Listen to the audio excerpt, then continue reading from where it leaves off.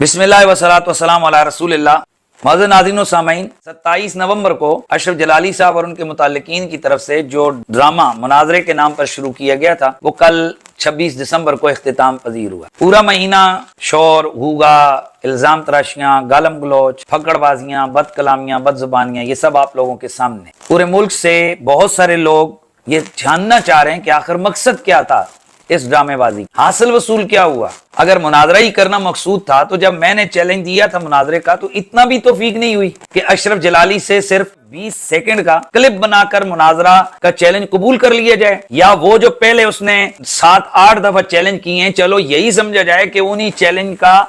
جواب اگلا بندہ دے رہے تو وہ میدان میں مناظرہ کرنے کے لیے تیار ہو جائے۔ وہ سب آپ کے سامنے، تو لوگ پوچھ رہے ہیں کہ یار یہ ایسا کیوں کیا گیا؟ اگر مناظرہ کرنا تھا تو پھر چلو جب میں نے ہاں کر لی تھی تو پھر اس کو آگے بڑھایا جاتا، حالانکہ یک طرفہ ہی جناب فتح مبین